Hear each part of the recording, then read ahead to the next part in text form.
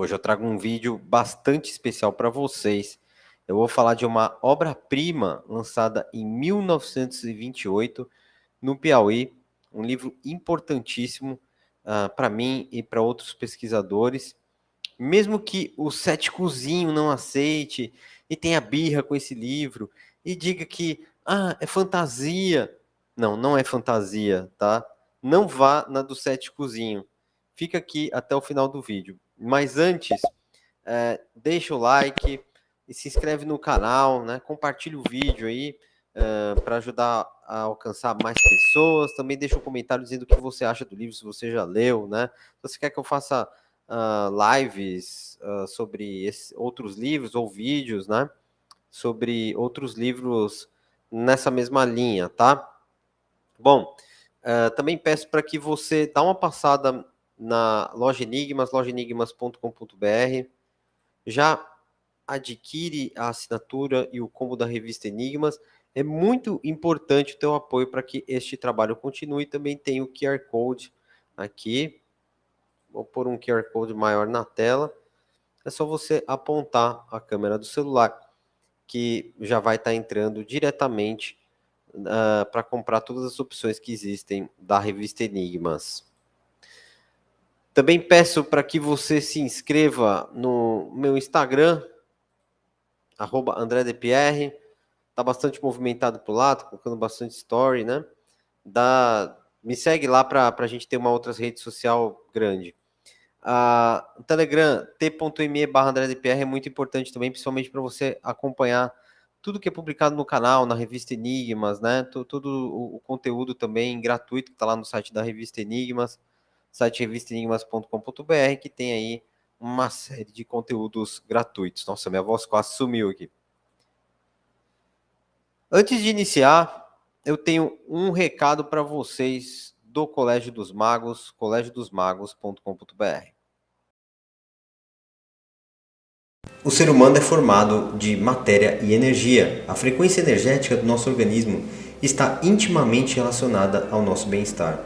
O Colégio dos Magos, desde 1977, tem a missão de elevar a frequência energética de seus alunos e trazer um conteúdo completo sobre diversos temas relacionados às ciências ocultas. Através de exercícios práticos, seu intuito é equilibrar a mente, as emoções e o espírito, e preparar nosso organismo bioenergético para a prática da magia. Conheça mais sobre o conteúdo do curso clicando no link da descrição. Colégio dos Magos, desde 1977, transmitindo conhecimento e prática, elevando mente e espírito. Agora, vamos ao vídeo.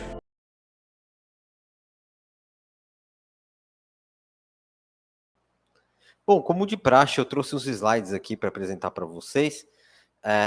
Eu vou falar só do primeiro capítulo desse livro. E vocês vão ver o mundo de informações que eu vou trazer, que muitos aí sequer ouviram falar dessas coisas, dessas datas, só no primeiro capítulo. Que livro é esse, pessoal?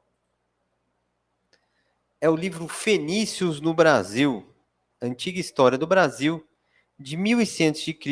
a 1500 depois de Cristo, do autor austríaco Ludwig Schwenhagen.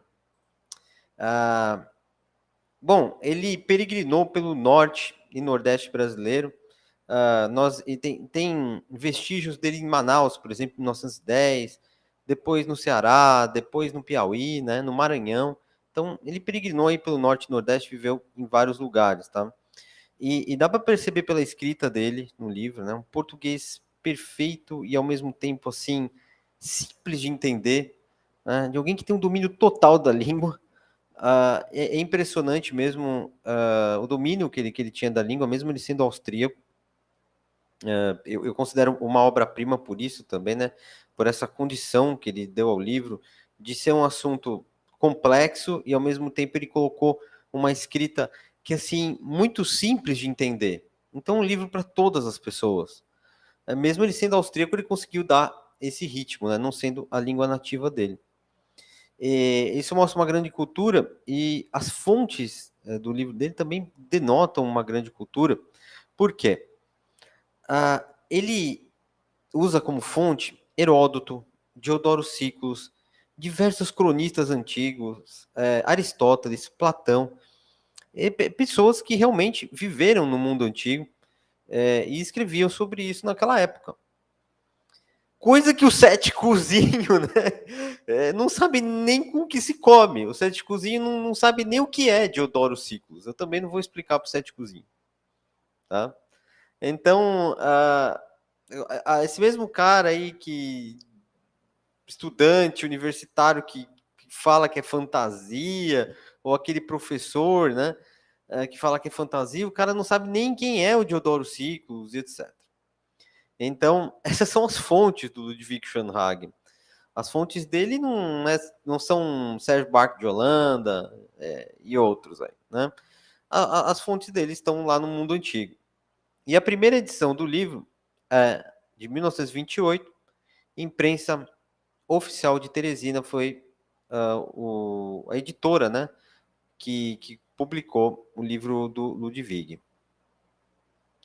Então, quais as informações que estão nesse primeiro capítulo que eu acho assim já absurdas, né? Elas estão condensadas e absurdas de boas, né? Não absurdas de ridículas, mas absurdas de, porra, você fica aterrorizado, pô, como é que o cara conseguiu, né, fazer tudo isso naquela época? Porque realmente a Áustria, ele cresceu em Viena, nasceu em Viena, estudou em Viena, né? Parece que ele teve até foi escritor em Viena, então ele estava vivendo naquele mundo germânico do século XIX, onde, tipo, eles criaram uma nova Atenas, sabe? Assim, era uma cultura, uma... Tinha tantos escritores, filósofos, cientistas, né? Eu imagino que deve ter sido muito interessante viver em Viena ou na Alemanha nessa época. Então, ele demonstra ele demonstra toda essa cultura no livro, né, que ele adquiriu lá na Áustria. Então, a primeira conclusão que ele chega é a conclusão que eu chego também. Essas duas fotos são minhas, porque eu estive na Paraíba. Céticozinho não esteve, né? Eu duvido que que, né, essa foto aqui do lado direito,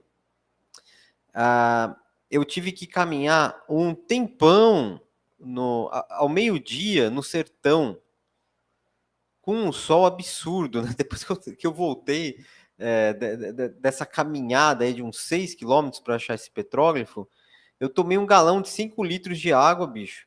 Tão calor que estava, né? Até a pessoa que levou a gente falou, pô, mas você tem certeza que você quer ir esse horário, né? Então até a pessoa que morava no lugar não queria ir, mas eu fui porque as minhas expedições, elas são muito corridas, né? Então eu tenho que tenho pouco tempo e daí eu tenho que correr, vou nos horários, em horários absurdos mesmo. Mas esquecendo isso, nós temos aqui petróglifos de 2 lugares diferentes, né? Nós temos a Pedra do Ingá e outro local próximo, vai estar uns 40, 50 quilômetros de Ingá, do lado direito. E o que ele dizia? Que os petróglifos da Paraíba não são simples petróglifos, tipo inscrições rupestres sem sentido algum. Ele identificava ali um tipo de escrita, tipo o rongo-rongo da Ilha de Páscoa, etc., né? Mas ele ia mais a fundo, é um tipo de escrita que tinha uma ligação com o Oriente Próximo, com a Europa ou com o Oriente Médio, etc., né? Algo que eu também vejo, um dia eu vou publicar, né, as minhas ideias sobre esses petróglifos da Paraíba. São mais de 1.200, gente. E não é só na Paraíba, né? Tem também no Rio Grande do Norte. Mas ele chegou a essa conclusão, ó, publicou em 1928, deve ter, para ter publicado em 1928, chegou à conclusão, 20 anos antes, 15 anos antes, de que isso daí não era uma inscrição rupestre, mas sim um tipo de escrita. Então, a partir daí, no primeiro capítulo, ele faz um apanhado dos primeiros a chegarem ao Brasil, os primeiros povos vindos da Europa a chegarem ao Brasil pelo Oceano Atlântico. É claro, tinha os índios aqui, etc. Mas quando foram esses primeiros contatos transoceânicos? Baseado nessa bibliografia que eu falei, dos historiadores antigos, ele criou aqui uma espécie de linha do tempo que eu vou falar para vocês. Está só no primeiro capítulo, hein, gente? Só o primeiro capítulo.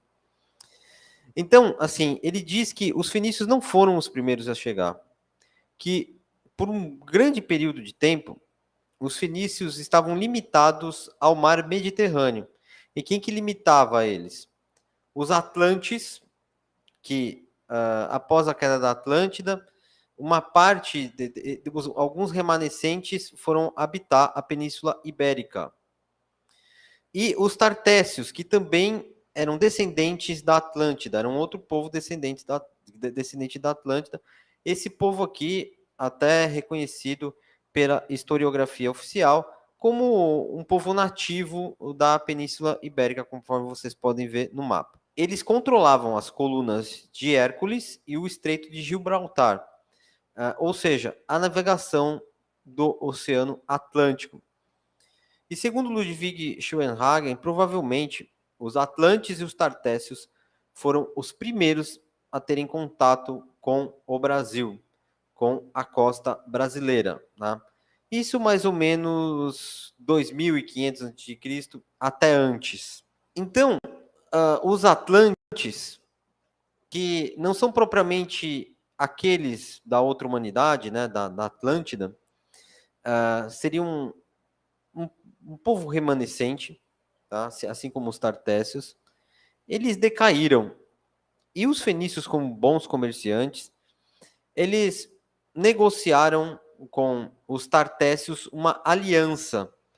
E os tartécios permitiram que os fenícios instalassem a primeira cidade na Espanha, que foi Cádiz, ou Gades. A partir dessa aliança, os fenícios puderam conhecer o Oceano Atlântico e, em algum momento, eles chegaram ao Brasil. E quando isso aconteceu? Ludwig Schoenhagen dá datas também. As primeiras navegações no Atlântico dos fenícios foram por volta de 1200 a.C., quando aconteceu essa aliança com os tartécios. De fato, muitas cidades espanholas, os primeiros construtores dessas cidades foram os fenícios, tá? Estudem a história da Espanha. Cádiz é uma das mais conhecidas. Em 1100 a.C., eles teriam chegado ao Brasil, segundo os cálculos do Ludwig Schoenhagen. Mas, por causa da aliança com os tartécios já conheciam, provavelmente contaram o caminho para os fenícios por conta dessa aliança, já que os fenícios também já tinham, ao que parece, um poder maior, né, do que os tartécios. Em 1008 a.C., vai acontecer algo que vai mudar a história do Brasil, da humanidade, né?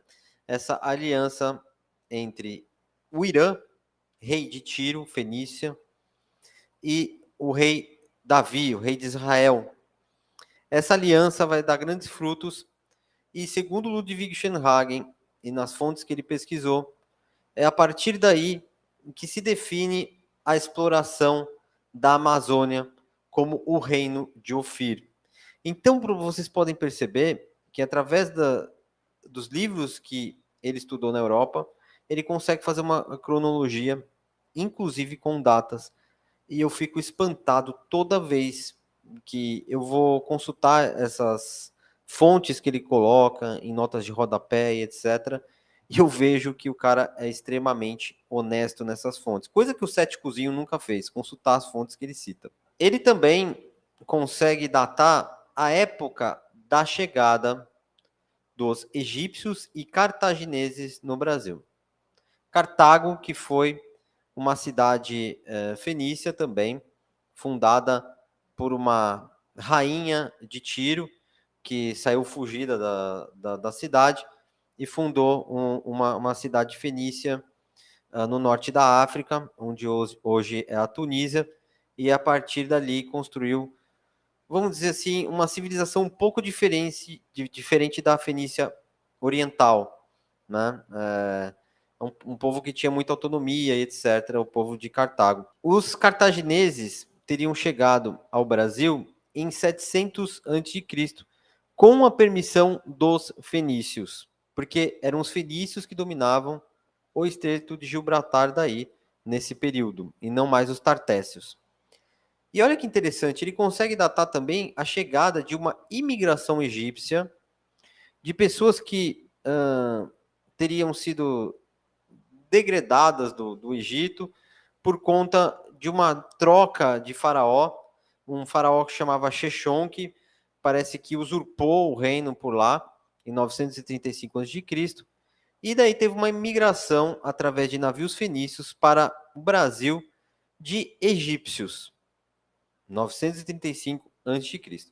Gente, eu estou falando só do primeiro capítulo. Você gostou aí da apresentação do livro? Espero que você tenha gostado.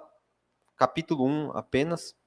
Lembrando, novamente, né? Falei várias vezes porque é espantoso, né? O quanto que você tem de informação somente num capítulo, informação totalmente diferenciada. Se você gostou, deixa o like, se inscreve no canal, né? Dá uma passada na revista Enigma, na loja enigmas.com.br para adquirir a revista Enigmas, apoie esse trabalho. Se você não quiser adquirir nada, só quiser apoiar mesmo as minhas pesquisas, pode também fazer um pix, andedpr@gmail.com, ou deixar um valeu aí para mim nos comentários, tá bom? Então é isso, até o próximo vídeo, muito obrigado aí pela audiência.